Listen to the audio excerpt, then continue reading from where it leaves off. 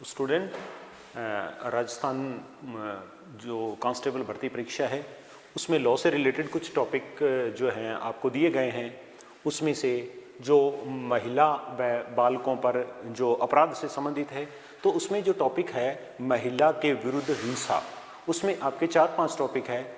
घरेलू हिंसा, domestic violence, rape, बलात्कार या बलात्संग, लज्जा भंग और उसके बाद महिला और बच्चियों के अपहरण, किडनैपिंग एंड एब्डक्शन से संबंधित जो टॉपिक दिए गए हैं तो उसमें हम सबसे पहले इस एग्जाम के पॉइंट ऑफ व्यू से, क्योंकि डोमेस्टिक वायलेंस या घरेलू हिंसा बहुत इंपॉर्टेंट टॉपिक है, क्योंकि आपके एग्जाम में घरेलू हिंसा से संबंधित कुछ इंपॉर्टेंट क्वेश्चन पूछे जा सकते हैं।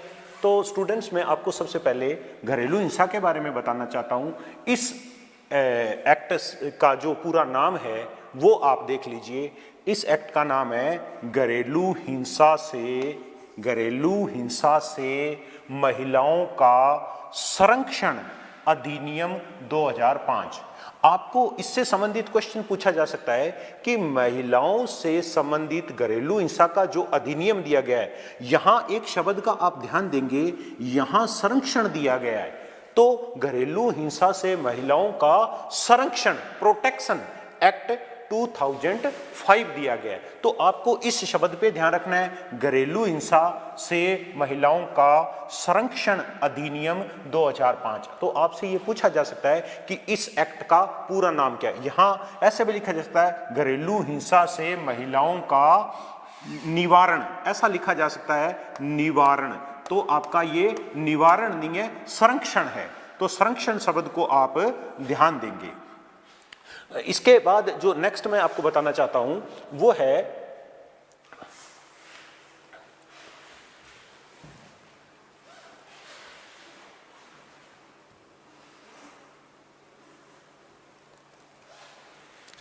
इस एक्ट के अंदर कुल जो इंपॉर्टेंट चीज है वो कि इस एक्ट में घरेलू हिंसा महिलाओं के विरुद्ध संरक्षण अधिनियम 2005 में कुल जो अध्याय हैं वो 5 हैं। आपसे पूछा जा सकता है कि इसमें कुल लेसन या अध्याय कितने हैं, तो आप कहेंगे 5। तो ये याद रखें, इसमें 5 अध्याय, 5 लेसन हैं कुल, और इसमें टोटल जो धाराएं हैं वो है 37। ये बहुत इंपॉर्टेंट है एग्जाम के पॉइंट ऑफ व्यू से। आपसे ये पूछा जा सकता है क्वेश्चन कि घरेलू हिंसा से संबंधित महिलाओं का जो संरक्षण अधिनियम 2005 दिया गया है उसमें कुल अध्याय कितने हैं, तो आप कहेंगे कुल अध्याय उसमें 5 हैं। और इसमें कुल धाराएं कितनी हैं, तो आप कहेंगे इसमें कुल धाराएं हैं 37।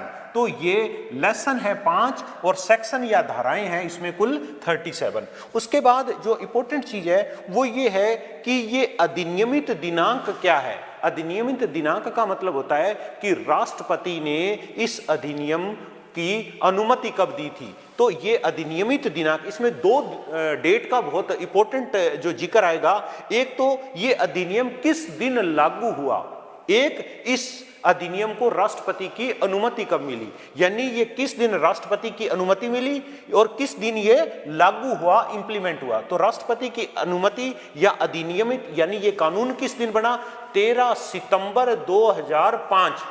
13 सितंबर 2005 ये आप ध्यान रखेंगे, इस दिन इसको अधिनियमित किया गया। अधिनियमित दिनांक है ये, इस दिन ये कानून बना था। दूसरा क्वेश्चन आता है कि ये कानून किस दिन से हमारे इंडिया में इंप्लीमेंट हुआ। तो इंप्लीमेंट की जो दिनांक है, लागू होने की जो तारीख है, इन्फोर्समेंट की जो डेट है वो है 26 अक्टूबर 2006। तो स्टूडेंट्स, आप यहां ध्यान देंगे, इसमें और इसमें फर्क है। लागू होने की या इंप्लीमेंट होने की जो दिनांक है वो है 26 अक्टूबर 2006। तो 26 अक्टूबर 2006 आपको भ्रम में डालने के लिए क्वेश्चन ऐसा बना सकता है कि घरेलू हिंसा से महिलाओं का जो संरक्षण अधिनियम 2005 है वो किस दिन लागू हुआ। ये डेट तो वो बिल्कुल 26 अक्टूबर डालेगा, लेकिन यहां वो 6 की बजाय 5 लिख देगा। तो आपको ये ध्यान रखना है, ये डेट है 2006 26 अक्टूबर 2006 को ये एक्ट लागू हुआ था। ये अधिनियमित कब हुआ था? 13 सितंबर 2005 को। तो ये ध्यान रखेंगे, लागू और अधिनियमित में अंतर है। लागू जो है ये हुआ था 26 अक्टूबर 2006 को और अधिनियमित हुआ था ये 13 सितंबर 2005 को। तो इसके बाद कुछ और इंपॉर्टेंट चीज है वो मैं इस एक्ट से संबंधित बताता हूं। अधिनियम का संख्यांक क्या है? घरेलू हिंसा से महिलाओं का संरक्षण अधिनियम 2005। इसमें यह पूछा जा सकता है कि इस अधिनियम का, इस एक्ट का जो है वो संख्यांक क्या है? तो आप बताओगे 2005 का संख्यांक 47। ये शब्द आप ध्यान रखो, ये आंकड़ा आप ध्यान रखोगे, 47 इसका अधिनियम संख्यांक दिया गया है। तो इस अधिनियम संख्यांक को आप याद रखोगे। इसके बाद इसकी सेक्शन 2 वेरी मोस्ट इंपॉर्टेंट आपके पॉइंट ऑफ व्यू से है, क्योंकि आपको बहुत ज्यादा इसके बारे में नहीं पढ़ना, आपको सिर्फ इंपॉर्टेंट चीजें इसमें पढ़नी है। इसकी डेफिनेशन क्लोज में आपको यह देखना है सबसे पहले 2A में इसमें दो आपको जो है इंपॉर्टेंट डेफिनेशन पढ़नी है 2A में, जिसमें एग्रीव्ड पर्सन, व्यथित व्यक्ति के बारे में बताया गया है। तो कि व्यथित व्यक्ति कौन होता है? यानी घरेलू हिंसा से जो पीड़ित व्यक्ति है उसको व्यथित व्यक्ति माना जाएगा। तो वो व्यथित व्यक्ति कौन हो सकता है? क्या? महिला। इसकी डेफिनेशन ये, यानी सेक्शन 2 की सब क्लोज ए में, सेक्शन 2 धारा 2 की सब क्लोज ए में व्यथित व्यक्ति, एग्रीव्ड पर्सन, व्यथित व्यक्ति या पीड़ित व्यक्ति को बताया गया है। पीड़ित व्यक्ति कौन हो सकता है? महिला। क्या कहा गया है? महिला जो, याद रखना, महिला जो प्रत्यर्थी के साथ, महिला जो, घरेलू हिंसा का मतलब है कि महिला जो प्रत्यर्थी के साथ, एक प्रत्यर्थी के साथ घरेलू नातेदारी, देखिए व्यथित व्यक्ति के बारे में हम पढ़ रहे हैं। तो घरेलू हिंसा से महिलाओं का संरक्षण अधिनियम 2005 की धारा 2 में कुछ परिभाषाएं दी गई हैं। उसमें 2 के सब क्लोज ए में व्यथित व्यक्ति, एग्रीव्ड पर्सन, व्यथित व्यक्ति या विक्टिम व्यक्ति या पीड़ित व्यक्ति को बताया गया है कि पीड़ित व्यक्ति कौन होगा? महिला जो प्रत्यर्थी के साथ, प्रत्यर्थी किसके बारे में बताया गया है? जिसके खिलाफ वो कार्रवाई करती है, जो उस महिला पर घरेलू हिंसा करता है, वो प्रत्यर्थी की बात करता है। ये कहता है कि व्यथित व्यक्ति, महिला जो, कौन है व्यथित व्यक्ति, पीड़ित व्यक्ति कौन है? महिला जो प्रत्यर्थी के साथ घरेलू नातेदारी में है, यानी उसके साथ घरेलू नातेदारी में रहती है या रह रही है, और जो प्रत्यर्थी के द्वारा, देखो, या और जो प्रत्यर्थी के द्वारा घरेलू हिंसा के किसी कार्य के अधीन, ये है कार्य के अधीन या और कार्य के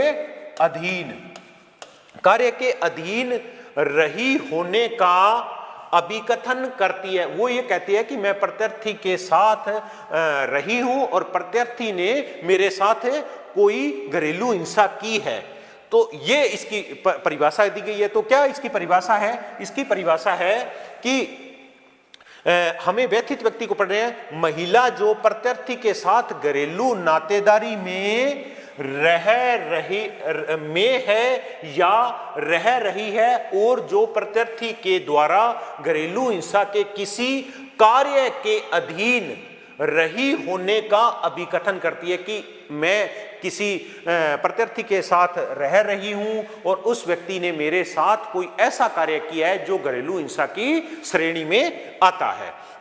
उसके बाद छात्र कहा गया है कि जो अभी हमने देखा कि उसमें इसके बारे में बताया गया। उसके बाद 2G में जो सेक्शन हमने देखी थी परिभाषा खंड, उसकी सेक्शन 2G में घरेलू हिंसा, डोमेस्टिक वायलेंस को डिफाइन किया गया कि क्या कहा गया है कि डोमेस्टिक वायलेंस का वही अर्थ होगा जो धारा 3 में समुद्दिष्ट किया गया है। इसका मतलब है कि धारा 2 के सब सेक्शन जी में घरेलू हिंसा को डिफाइन नहीं किया गया। घरेलू हिंसा को पूर्ण रूप से डिफाइन किया गया सेक्शन 3 में। सिर्फ सेक्शन 2 जी में इतना कहा गया है कि घरेलू हिंसा का जो मतलब है इसका वही मतलब होगा जो इस अधिनियम की धारा 3 में बताया गया है। तो सेक्शन 3 में घरेलू हिंसा की परिभाषा दी गई है, उसमें डोमेस्टिक वायलेंस की डेफिनेशन दी गई है, परिभाषा दी गई है। वो परिभाषा क्या है? वो परिभाषा इस प्रकार से है कि प्रत्यर्थी का कोई भी कार्य, ये ध्यान रखना कि प्रत्यर्थी का कोई भी कार्य लोप, कारण या आचरण घरेलू हिंसा के रूप में होगा यदि, यानी प्रत्यर्थी का कोई भी कार्य, कोई भी काम वो करता है, कोई भी वो लोप करता है, या कोई भी कारण है, या उसका ऐसा कोई भी आचरण है जो घरेलू हिंसा के रूप में होगा यदि ए में यह बताया गया कि व्यथित व्यक्ति के साथ, पीड़ित व्यक्ति के साथ स्वास्थ्य से संबंधित, सुरक्षा से संबंधित, जीवन से संबंधित, अंग से संबंधित या भलाई, चाहे वह मानसिक हो या शारीरिक, को अपहानि या क्षतिग्रस्त करता है। यानी जो व्यथित व्यक्ति के स्वास्थ्य को कोई नुकसान पहुंचाता है, उसकी सुरक्षा को कोई नुकसान पहुंचाता है, या उसके जीवन को कोई नुकसान पहुंचाता है, उसके अंग को नुकसान पहुंचाता है, चाहे या कोई ऐसी भलाई है जो उसके शरीर से संबंधित है या उसके मानसिक या शारीरिक किसी भी, उसकी मेंटल कंडीशन से संबंधित हो सकती है या उसके फिजिकल से संबंधित हो सकती है, उसको कोई व्यक्ति अपहानि पहुंचाता है या क्षतिग्रस्त। इन दोनों के लीगल लैंग्वेज में अपहानि या क्षतिग्रस्त का मतलब उसको कोई नुकसान पहुंचाता है। तो नुकसान क्षतिग्रस्त कारित करता है या क्या करता है? कोई संकटापन उसके शरीर को, उसके स्वास्थ्य को, उसकी सुरक्षा को, उसके जीवन को, उसके अंग को या उसकी भलाई को संकट में डालता है, संकटापन करता है, या ऐसा करने वाला है, या तो करता है या ऐसा करने वाला है। और इसके अंतर्गत शारीरिक दुर्व्यवहार, यानी वो कहता है संकटापन करता है या करने वाला है, इसके अंतर्गत क्या आएगा? शारीरिक दुर्व्यवहार, उसके साथ कोई फिजिकली किसी प्रकार का जो मिसबिहेव किया जाता है। दूसरा, लैंगिक दुर्व्यवहार किया जाता है, या उसके साथ कोई मौखिक दुर्व्यवहार किया जाता है, या उसकी भावना को ठेस पहुंचाना भी घरेलू हिंसा की कैटेगरी में या श्रेणी में आता है, या उसे कोई आर्थिक नुकसान पहुंचाता है। तो कोई भी व्यथित व्यक्ति है, कोई भी पीड़ित महिला है, उसके को या कोई शारीरिक दुर्व्यवहार करता है उसके साथ प्रत्यर्थी, या लैंगिक दुर्व्यवहार करता है, या मौखिक दुर्व्यवहार करता है, या भावनात्मक दुर्व्यवहार करता है, या कोई आर्थिक नुकसान पहुंचाता है, तो ये डोमेस्टिक वायलेंस या घरेलू हिंसा की कैटेगरी में आएगा। इसके बाद नेक्स्ट जो है कि जो इसी में बताया गया है कि कोई दहेज की मांग करता है, ये भी डोमेस्टिक वायलेंस में या घरेलू हिंसा में सम्मिलित है। कोई दहेज की या किसी मूल्यवान प्रतिभूति की, कोई दहेज की मांग करता है या कोई मूल्यवान चीज मांगता है कि विधि विरुद्ध मांग की पूर्ति हेतु उसे, किसको? व्यथित व्यक्ति को। यह कहता है कि दहेज की मांग के लिए या मूल्यवान प्रतिभूति की मांग जो कि विधि विरुद्ध की जाती है, विधि सम्मत की जाती है, तो वो घरेलू हिंसा नहीं है। लेकिन विधि के विरुद्ध जाकर, विधि विरुद्ध का मतलब है कि दहेज की मांग करना एक कानूनी अपराध है, लेकिन कोई भी व्यक्ति अपनी किसी रिलेटेड महिला से दहेज की मांग करता है, वो विधि विरुद्ध करता है, यानी इस दहेज की मांग को विधि विरुद्ध करता है, या कोई मूल्यवान प्रतिभूति उससे मंगवाता है, उससे या उससे संबंधित किसी व्यक्ति को परपीड़ित करने की दृष्टि से, नुकसान पहुंचाने की दृष्टि से व्यथित व्यक्ति किसी व्यक्ति को तंग करता है। इसमें क्या है कि जो व्यथित व्यक्ति को कोई तंग करता है, इसका मतलब यह हुआ कि कोई दहेज की मांग के लिए या मूल्यवान प्रतिभूति की मांग जो कि विधि विरुद्ध तरीके से की जा रही है, उससे उस महिला को या उस महिला के किसी सगे संबंधी को नुकसान पहुंचाने की दृष्टि से व्यथित व्यक्ति को तंग या परेशान करता है, व्यथित व्यक्ति को या किसी महिला को तंग या परेशान करता है। यानी इसमें जो दो बातें इंक्लूड हैं, एक तो दहेज और मूल्यवान प्रतिभूति की मांग के लिए उस महिला को, ठीक है, जो विक्टिम है उसको, या उस विक्टिम से रिलेटेड किसी उसके सगे संबंधी को नुकसान पहुंचाने की दृष्टि से तंग या परेशान उस महिला को करता है, तो यह भी डोमेस्टिक वायलेंस की कैटेगरी में आएगा, यह भी घरेलू हिंसा की श्रेणी में आएगा। या उसकी अपहानि या क्षति कारित करता है, उस महिला की कोई अपहानि करता है या उस महिला से रिलेटेड किसी उसके सगे संबंधी को कोई नुकसान पहुंचाता है या उसको उसके जीवन को संकट में डाल देता है, उस महिला को या व्यथित व्यक्ति को, या उस व्यथित व्यक्ति से या पीड़ित महिला के किसी सगे संबंधी को नुकसान पहुंचाता है या उसके जीवन को किसी संकट में डाल देता है। या खंड क्लोज सी में ये कहा गया है कि जो क्लोज ए और बी में हमने जो बातें पढ़ी हैं उसके बारे में कहा गया है कि क्लोज सी में ये बताया गया कि जो बात हमने क्लोज ए में पढ़ी है, क्लोज बी में पढ़ी है, में वर्णित किसी आचरण से, इसमें क्लोज ए में जो आचरण प्रत्यर्थी करता है किसके साथ, व्यथित व्यक्ति के साथ, या बीच में बी में जो बात बताई गई है उससे संबंधित कोई आचरण व्यथित व्यक्ति से के साथ किया जाता है, तो ऐसे आचरण से व्यथित व्यक्ति या उससे संबंधित किसी भी व्यक्ति को धमकी देता है। उसमें बताया गया था, इस बी में बताया गया था तंग करता है, उस महिला को तंग करता है या उससे रिलेटेड उसके सगे संबंधी को तंग करता है। यहां क्या करता है, वो उसको धमकी देता है, उसके धमकी देने का प्रभाव रखता है कि उसको धमकी देता है, महिला को उसमें तंग करता है, यहां धमकी दी गई है, धमकी देता है। या डी क्लोज में बताया गया कि व्यथित व्यक्ति को अन्यथा क्षति पहुंचाता है, पीड़ित व्यक्ति को कोई अन्य कोई क्षति पहुंचाता है या उसकी अपहानि करता है, चाहे वह अपहानि शारीरिक हो या मानसिक। यानी घरेलू हिंसा की कैटेगरी में दोनों चीजें आएंगी, किसी व्यक्ति को फिजिकल नुकसान पहुंचाना या मेंटली जो है ना नुकसान पहुंचाना, ये दोनों की दोनों चीजें जो हैं ये घरेलू हिंसा की श्रेणी में आती है।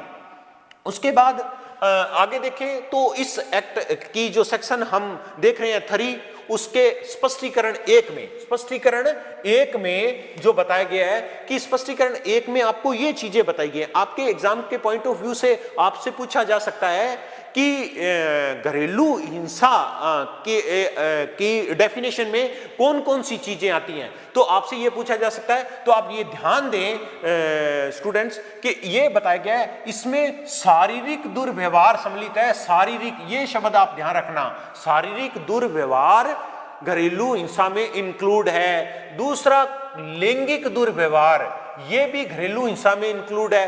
तीसरा, कोई मौखिक या भावनात्मक दुर्व्यवहार, ये भी डोमेस्टिक वायलेंस या घरेलू हिंसा में सम्मिलित है। या आर्थिक नुकसान पहुंचाना, ये भी डोमेस्टिक वायलेंस या घरेलू हिंसा में सम्मिलित है। तो आपको ध्यान रखना, यहीं से क्वेश्चन मैक होकर के आने की उम्मीद है कि घरेलू हिंसा क्या वो केवल शारीरिक हो सकती है, तो आप कहेंगे वह शारीरिक भी हो सकती है, लैंगिक भी हो सकती है, मौखिक और भावनात्मक, इन शब्दों पर जाएं आप, क्योंकि वहां शब्दों का ही आपको जो है ना मिलेगा।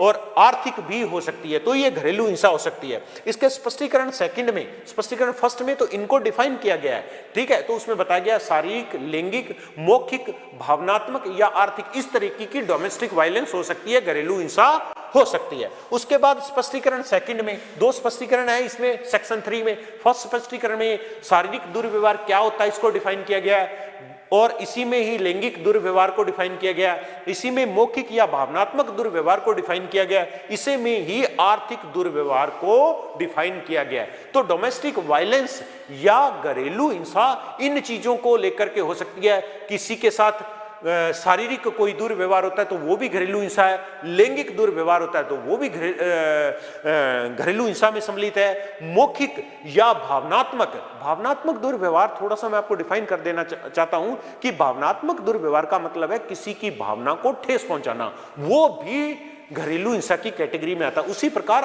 आर्थिक संकटापन पैदा कर देना, ठीक है, किसी महिला का जो भी खर्च है उसको बंद कर देना, तो वो आर्थिक दुर्व्यवहार जो है वो भी डोमेस्टिक वायलेंस के अंदर आएगा। तो डोमेस्टिक वायलेंस में ये कुछ बातें बताई गई, लेकिन इससे भी इसका बहुत वाइडल एरिया और है। स्पष्टीकरण सेकंड में बताया गया है कि क्या प्रत्यर्थी का कार्य या लोप कारण आचरण घरेलू हिंसा है या नहीं, यह मामले के तथ्यों और परिस्थितियों पर निर्भर करता है। मैंने आपको बताया कि स्पष्टीकरण सेकंड में जो बात बताई गई है कि क्या किसी व्यक्ति ने घरेलू हिंसा का कोई कार्य किया है, कोई ऐसा लोप किया जो घरेलू हिंसा की श्रेणी में आता है, या ऐसा कोई उसका आचरण है जो घरेलू हिंसा की श्रेणी में आता है, या ऐसा कोई कारण है जो घरेलू हिंसा की श्रेणी में आता है, तो हम कैसे ये तय करेंगे कि उसका कार्य, आचरण या व्यवहार घरेलू हिंसा है। तो ये प्रत्येक मामले, इसमें कहा गया स्पष्टीकरण सेकंड में कि प्रत्यर्थी का कोई भी कार्य, लोप, कारण या आचरण जो घरेलू हिंसा है या नहीं, ये हर घरेलू हिंसा का जो मामला है उसके तथ्य और उसकी परिस्थितियों पर निर्भर करता है कि क्या उसने घरेलू हिंसा की है या नहीं की।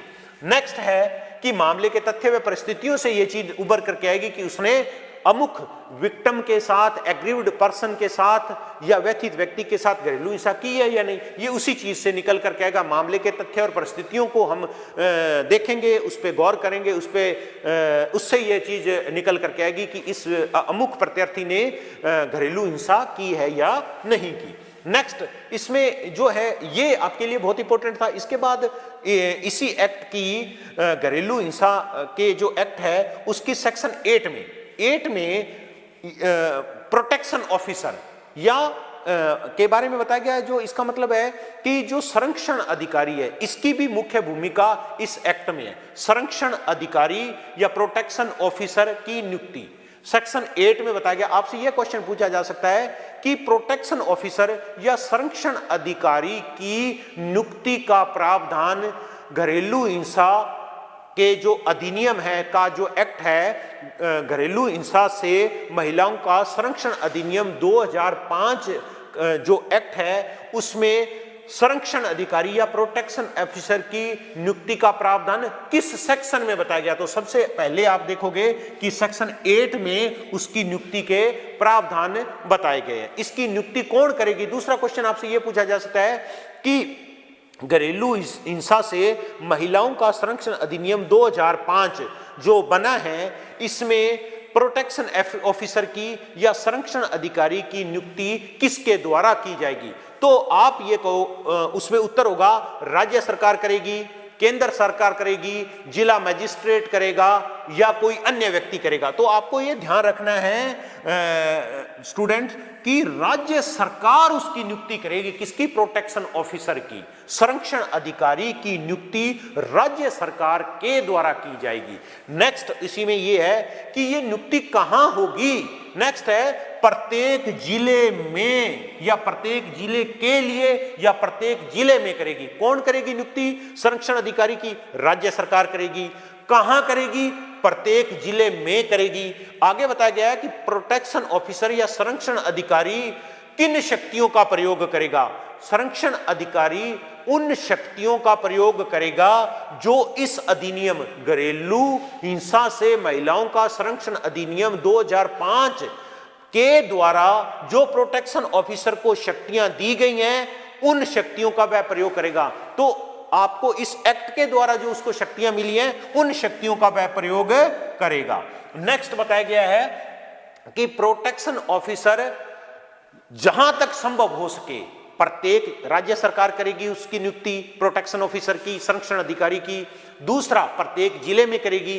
वो किन शक्तियों का प्रयोग करेगा या कौन कौन से कार्य करेगा? वह कार्य करेगा जो इस अधिनियम घरेलू हिंसा से महिलाओं का संरक्षण अधिनियम 2005 द्वारा उसे जो शक्तियां दी गई हैं, उनका वह प्रयोग करेगा। फिर बताया गया है कि प्रोटेक्शन ऑफिसर कौन होगा। यथासंभव, यह शब्द बहुत इंपॉर्टेंट है। यथासंभव, जहां तक संभव हो सके। जरूरी नहीं है कि महिला का होना, लेकिन यथासंभव का मतलब है जहां तक संभव हो सके प्रोटेक्शन ऑफिसर महिला होगी। जरूरी नहीं है, महिला उपलब्ध नहीं है तो पुरुष भी हो सकता है, लेकिन कहा गया कि जहां तक संभव हो सके प्रोटेक्शन ऑफिसर महिला होगी। इसके बाद इसकी सेक्शन 9 बहुत इंपॉर्टेंट है, हमने 8 पढ़ी। 8 में ये पढ़ा हमने कि संरक्षण अधिकारी की नियुक्ति किसके द्वारा की जाएगी, तो नियुक्ति राज्य सरकार के द्वारा की, नियुक्ति किसके द्वारा की जाएगी, ये सेक्शन 8 में पढ़ा। उसमें ये कहा गया कि नियुक्ति राज्य सरकार द्वारा की जाएगी। कहां की जाएगी, प्रत्येक जिले में। ये भी आपके एग्जाम के पॉइंट ऑफ व्यू से बहुत इंपॉर्टेंट है कि प्रोटेक्शन ऑफिसर की नियुक्ति कहां की जाएगी, तो आप कहोगे प्रत्येक जिले में की जाएगी। कौन करेगा, राज्य सरकार करेगी।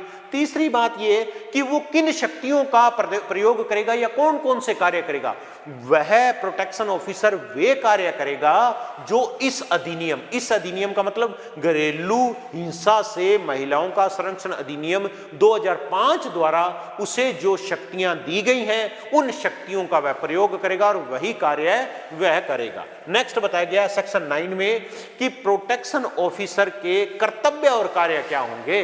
एक ही बात है, उसकी ड्यूटी क्या होगी, ठीक है, वो कौन कौन से कर्तव्यों का निर्वहन करेगा। तो आपसे यह पूछा जा सकता है एग्जाम में कि घरेलू हिंसा से महिलाओं का संरक्षण अधिनियम 2005 में जो प्रोटेक्शन ऑफिसर का जिक्र है, जो संरक्षण अधिकारी का जो जिक्र किया गया है, उसके कर्तव्य और कार्य किस धारा में बताए गए हैं। तो आप सबसे पहले यह याद रखोगे कि सेक्शन 9 में उसके संरक्षण अधिकारी के कर्तव्य और कार्य बताए गए हैं। 8 में संरक्षण अधिकारी की नियुक्ति बताई गई है, तो 9 में संरक्षण अधिकारी के कर्तव्य और कार्यों का जिक्र किया गया।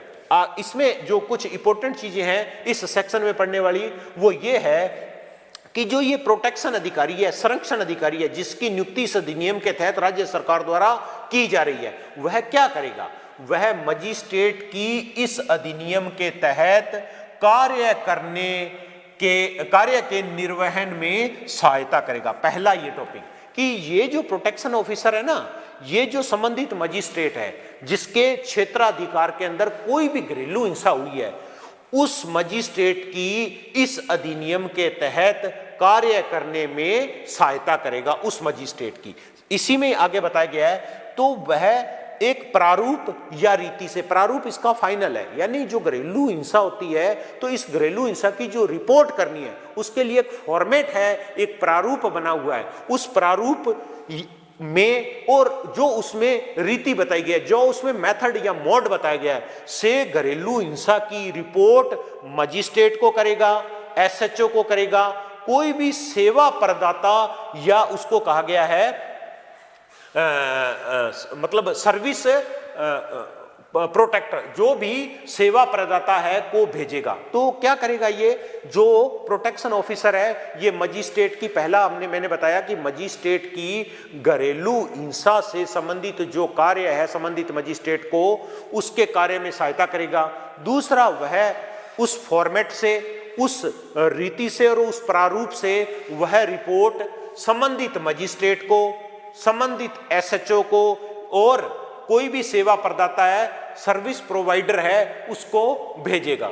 आगे इसी में बताया गया कि जो संरक्षण ऑर्डर है, कोई भी प्रोटेक्शन ऑर्डर है जो जारी करने हेतु अनुतोष का दावा करते हुए मजिस्ट्रेट को आवेदन करेगा।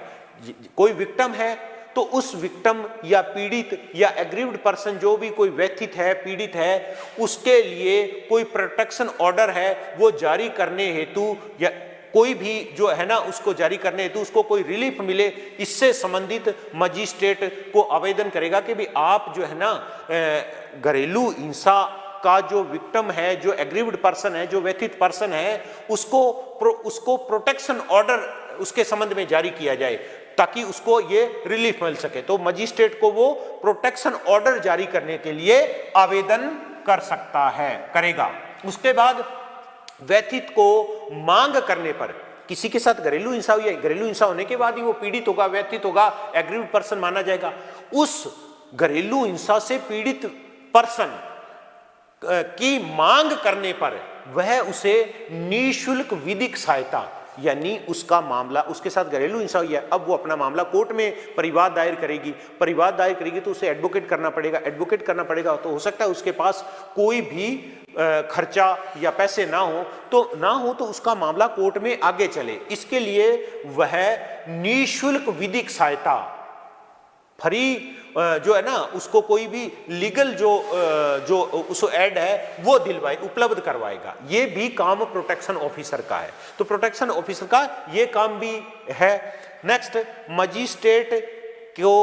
मजिस्ट्रेट को उसकी स्थानीय अधिकारिता में के सेवा प्रदाताओं, आश्रय गृहों की चिकित्सा सुविधाओं की सूची देगा। कौन?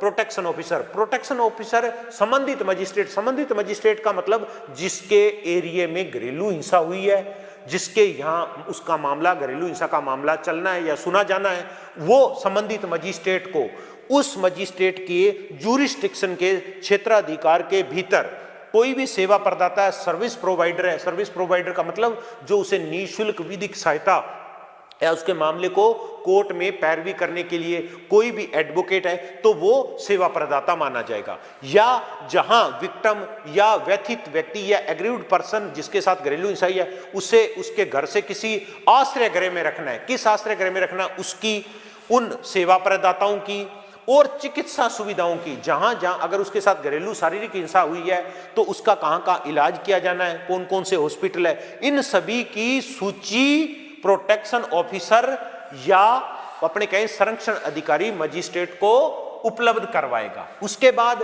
व्यथित व्यक्ति की मांग पर, यानी जो घरेलू हिंसा से पीड़ित विक्टिम है, अगर वह मांग करता है तो उसे सुरक्षित आश्रय गृह उपलब्ध करवाएगा। जहां घरेलू हिंसा के बाद वो किसी अन्य आश्रय गृह में रहना चाहती है तो उससे वह उपलब्ध करवाया जाएगा। और उक्त आश्रय गृह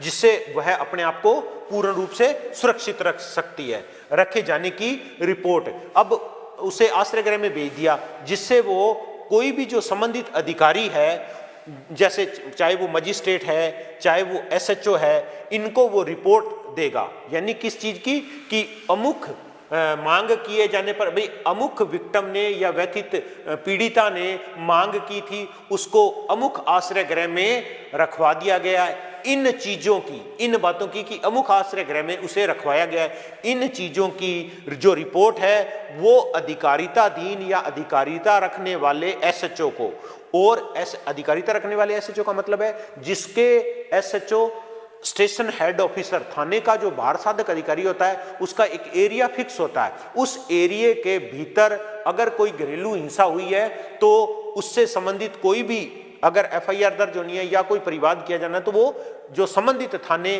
के एसएचओ को इस चीज की रिपोर्ट देगा कि ऐसे ऐसे किसी के साथ घरेलू हिंसा हुई थी, उसे अमुक आश्रय गृह में रख दिया गया। तो इसकी इंफॉर्मेशन या इसकी रिपोर्ट एसएचओ को दी जाएगी और संबंधित मजिस्ट्रेट को भी प्रोटेक्शन ऑफिसर देगा।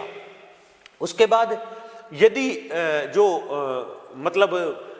चिकित्सा परीक्षण हुआ है, अगर कोई भी एग्रीव्ड पर्सन का व्यथित व्यक्ति का अगर कोई भी व्यथित व्यक्ति का चिकित्सा परीक्षण हुआ है, यानी किसी के साथ मान लीजिए शारीरिक घरेलू हिंसा हुई है, शारीरिक घरेलू हिंसा के बाद उसके शरीर पर कुछ चोटों के निशान है, इन चोटों के निशानों या चोटें आई हैं उसके शरीर पर, तो चोटें आई हैं तो उसको क्या है कि एक जाहिर सी बात है कि उसे जो है ना मतलब उसका मेडिकल मुआयना करवाया जाएगा। तो इस जो एग्रीव्ड पर्सन है, व्यथित पक्षकार है जो घरेलू हिंसा से पीड़ित है, तो उसको उसका चिकित्सा परीक्षण करवाया जाएगा और उसकी जो रिपोर्ट है यानी उसका मेडिकल मुआयना करवाया जाएगा प्रोटेक्शन ऑफिसर के द्वारा, और उसकी जो रिपोर्ट है वो एक तो संबंधित एसएचओ को और मजिस्ट्रेट को देगा। नेक्स्ट, इसकी एक बहुत इंपॉर्टेंट सेक्शन है, तो आज आपको मैंने जो सेक्शन बताई उसमें एक और इंपॉर्टेंट सेक्शन है, वो है 31, क्योंकि 31 सेक्शन वो है 31 सेक्शन नंबर 31 वो है जिसमें पनिशमेंट का या दंड का प्रावधान है। यानी आप ये देखो, घरेलू हिंसा से महिलाओं का संरक्षण अधिनियम 2005 की धारा 31 में पनिशमेंट या दंड का प्रावधान दिया गया है। इसमें दंड क्या है? अगर कोई घरेलू हिंसा करता है तो जो घरेलू हिंसा करता है, एक तो घरेलू हिंसा करता है, एक जिसके साथ घरेलू हिंसा होती है, तो जो घरेलू हिंसा करता है उससे 1 वर्ष तक का कारावास, या अब ये ध्यान रखना आपसे के एग्जाम के में ये क्वेश्चन पूछा जा सकता है कि दंड के जो घरेलू हिंसा से संबंधित दंड है वो किस धारा में डिफाइन किया गया, बताया गया, तो आप कहोगे धारा 31 में। दूसरा, ये पूछा जा सकता है कि घरेलू हिंसा का कोई भी अपराधी है, उसे कितना दंड दिया जा सकता है, तो आप बताओगे उसे 1 वर्ष तक का कारावास, या अब या शब्द ये बहुत है, यहां और भी लगा सकता है वो, यानी 1 वर्ष तक का कारावास, यानी केवल उसे 1 वर्ष तक 2 महीने, 4 महीने, 10 महीने, 8 महीने, कितना भी दिया जाए, यानी 1 वर्ष तक का, इसका मतलब है उसकी अपर लिमिट है 1 वर्ष, 1 वर्ष तक का कारावास या 20,000 रुपए तक का जुर्माना। 2 बातें हैं, जरूरी नहीं है कि 1 साल का ही दे, वो 8 महीने का भी दे सकता है, 10 महीने का भी दे सकता है, और 20,000 रुपए तक का कारावास है, इसका मतलब वो हो सकता है 2,000 भी कर दे, 4,000 भी कर दे, 10,000 भी कर दे, ये तो संबंधित जो ट्रायल करता है मजिस्ट्रेट उस पर डिपेंड करता है। तो 1 वर्ष तक का कारावास या 20,000 रुपए तक का जुर्माना या दोनों, यानी उसे जुर्माना भी लगाया जा सकता है और कारावास भी दिया जा सकता है, या तो केवल कारावास दिया जाएगा या केवल जुर्माना लगाया जाएगा, या कारावास और जुर्माना दोनों के दंड से भी दंडित किया जा सकता है। उसके बाद घरेलू हिंसा से महिलाओं का संरक्षण अधिनियम 2005 के जो अभी हमने डिस्कस किया उससे संबंधित कुछ क्वेश्चन है, तो स्टूडेंट्स मैं आपको वो भी टैली करवा देता हूं। पहला क्वेश्चन है कि डोमेस्टिक वायलेंस यानी घरेलू हिंसा के दायरे में शामिल है कौन कौन सी चीजें, आप ये ध्यान रखें कि डोमेस्टिक वायलेंस या घरेलू हिंसा के दायरे में कौन कौन सी चीजें सम्मिलित हैं। तो स्वास्थ्य का जो संकट है वो इसमें आता है, ठीक है, सुरक्षा का जो संकट है वो भी इसमें इंक्लूड है, और आर्थिक क्षति वो भी इसमें इंक्लूड है। तो आप ये कहोगे कि डोमेस्टिक वायलेंस या घरेलू हिंसा के दायरे में जो चीजें आती हैं वो है स्वास्थ्य का, सुरक्षा का या आर्थिक क्षति। स्वास्थ्य का, सुरक्षा, इनका संकट हो सकता है, आर्थिक क्षति हो सकती है। तो ये इसमें एक पहला क्वेश्चन है, डोमेस्टिक वायलेंस के दायरे में क्या क्या शामिल है। तो आप ये कहोगे स्वास्थ्य का संकट इसमें सम्मिलित है, सुरक्षा का संकट इसमें, स्वास्थ्य का संकट इसमें सम्मिलित है, सुरक्षा का संकट इसमें सम्मिलित है, आर्थिक संकट इसमें सम्मिलित है। इसके बाद जो नेक्स्ट क्वेश्चन है उसमें यह कहा गया है कि डोमेस्टिक वायलेंस से स्त्री का संरक्षण अधिनियम 2005 यानी घरेलू हिंसा से महिलाओं का संरक्षण अधिनियम 2005 में कुल अध्याय व धाराएं कितनी हैं? इसमें कुल अध्याय हैं 5 और धाराएं हैं 37। तो इसका आंसर है इसमें अध्याय हैं कुल 5 और धाराएं हैं इसमें 37। नेक्स्ट इसी का एक क्वेश्चन है कि उक्त एक्ट का मतलब घरेलू हिंसा से महिलाओं का संरक्षण अधिनियम कब अधिनियमित हुआ। तो कब अधिनियमित हुआ इसका मतलब कब ये कानून बना, इसको राष्ट्रपति की कब अनुमति मिली, कब ये कानून बना। तो आप ये कहोगे 13 सितंबर 2005 को ये अधिनियमित हुआ था। फिर नेक्स्ट क्वेश्चन है कि उक्त एक्ट महिलाओं घरेलू हिंसा से महिलाओं का संरक्षण अधिनियम 2005 में लैंगिक दुर्व्यवहार में का क्या मतलब है। मैंने आपको बताया शारीरिक दुर्व्यवहार, लैंगिक दुर्व्यवहार और मानसिक दुर्व्यवहार, भावनात्मक दुर्व्यवहार, आर्थिक दुर्व्यवहार। तो उसमें वो पूछता है कि ये जो लैंगिक दुर्व्यवहार है, लैंगिक दुर्व्यवहार में क्या सम्मिलित है। तो देखिए लैंगिक दुर्व्यवहार में ये चीजें आएंगी, क्या आएंगी, महिला की गरिमा का दुरुपयोग। महिला की गरिमा का दुरुपयोग कि महिला अपनी एक गरिमा में रहती है लेकिन उस गरिमा का कोई दुरुपयोग करता है तो वो लैंगिक दुर्व्यवहार की श्रेणी में आता है, माना जाएगा। दूसरा, महिला का अपमान, किसी सार्वजनिक स्थान पर महिला का किसी प्रकार का कोई अपमान किया जाता है तो वो भी लैंगिक दुर्व्यवहार की श्रेणी में आता है। नेक्स्ट है महिला का तिरस्कार या अन्यथा कोई अतिक्रमण, महिला को का तिरस्कार किया जाता है या अन्यथा अतिक्रमण किया जाता है।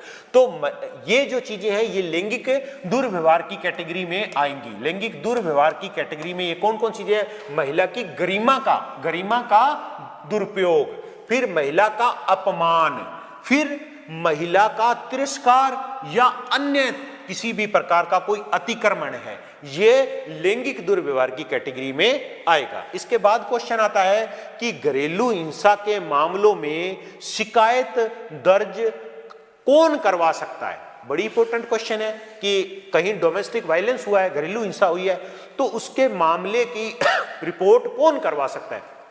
पहली बात, स्वयं पीड़ित। पहला है स्वयं पीड़ित, जो विक्टिम है, जो पीड़ित है, जो एग्रीव्ड पर्सन है, वह खुद जो है उसकी रिपोर्ट करवा सकता है। एक, अगर वह रिपोर्ट करवाने में, जानने में सक्षम नहीं है, तो पीड़ित का कोई भी सगा संबंधी वह भी करवा सकता है। और ऐसा कोई भी व्यक्ति घरेलू हिंसा की घटना को घटित होने की जिसे जानकारी है, वह व्यक्ति भी करवा सकता है। तो ये 3 व्यक्ति बताए गए हैं कि घरेलू हिंसा से संबंधित कोई मामला हुआ है तो उसकी रिपोर्ट कौन दर्ज करवा सकता है? तो आप कहोगे स्वयं पीड़ित दर्ज करवा सकती है। फिर पीड़ित का कोई भी सगा संबंधी है, उसे भी यह राइट दिया गया कानून के द्वारा कि वह भी घरेलू हिंसा हुई है तो उसकी रिपोर्ट दर्ज करवा सकता है। और अगर उसके अलावा कोई ऐसा व्यक्ति जिसे घरेलू हिंसा संबंधी घटना के घटित होने की जानकारी है, उसके ज्ञान में है या उसे उस बात का भान है, तो वह भी इससे संबंधित रिपोर्ट करवा सकता है। तो ये 3 व्यक्ति रिपोर्ट करवा सकते हैं। स्वयं पीड़िता करवा सकती है। अब वो कहेगा कि केवल पीड़िता करवा सकती है, पीड़िता के अलावा अन्य भी कोई करवा सकते हैं, तो पीड़िता भी करवा सकते हैं, पीड़िता के अलावा अन्य। पीड़िता स्वयं करवा सकती है, पीड़ित व्यक्ति का कोई सगा संबंधी है वो करवा सकता है, या ऐसा कोई भी व्यक्ति रिपोर्ट करवा सकता है जिससे घरेलू हिंसा की घटना के घटित होने की जानकारी है, भान है, तो वो भी ऐसी रिपोर्ट करवा सकता है। अब नेक्स्ट क्वेश्चन है कि डोमेस्टिक वायलेंस या घरेलू हिंसा के अंतर्गत किस प्रकार का दुर्व्यवहार आता है? ये क्वेश्चन आने की बहुत इंपॉर्टेंट है, तो आप इसमें ध्यान दें कि घरेलू हिंसा के अंतर्गत किस प्रकार का या किस प्रकार का दुर्व्यवहार आता है। तो वो दुर्व्यवहार शब्द ही यहां लिखेगा और कोई शब्द नहीं लिखेगा। तो किस प्रकार का दुर्व्यवहार आता है? तो लैंगिक दुर्व्यवहार इसमें सम्मिलित है। तो लैंगिक दुर्व्यवहार में मैंने अभी आपको बताई कि किसी महिला का कोई अपमान किया जाता है, तिरस्कार किया जाता है, तो इस तरीके की जो चीजें लैंगिक दुर्व्यवहार में मैंने बताई। तो दुर्व्यवहार में जो क्या आता है, कौन सी बातें आती है? एक लैंगिक दुर्व्यवहार आता है, ये लैंगिक दुर्व्यवहार। दूसरा उसका शारीरिक दुर्व्यवहार, वो भी इसमें सम्मिलित है। यानी ये कहता है कि घरेलू हिंसा के अंतर्गत किस प्रकार का दुर्व्यवहार आता है। तो आप कहोगे लैंगिक दुर्व्यवहार इसमें सम्मिलित है, शारीरिक दुर्व्यवहार इसमें सम्मिलित है, मौखिक दुर्व्यवहार भी इसमें सम्मिलित है, इसके अलावा भावनात्मक दुर्व्यवहार भी इसमें सम्मिलित है, फिर मानसिक दुर्व्यवहार भी इसमें सम्मिलित है। तो कौन कौन से दुर्व्यवहार हुए? देखो इसमें यह बताया गया है कि दुर्व्यवहार में लैंगिक दुर्व्यवहार, शारीरिक दुर्व्यवहार, मानसिक दुर्व्यवहार और उसके अलावा भावनात्मक दुर्व्यवहार या ये इसमें सम्मिलित हैं।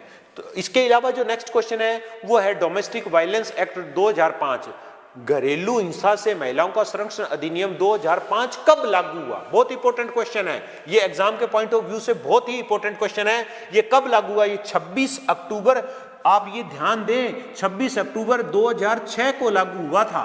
5 को तो ये 2005 का जो मैंने बताया था उसको कानून की स्वीकृति मिली थी, लेकिन 2006 में 26 अक्टूबर ये ध्यान रखें, 26 अक्टूबर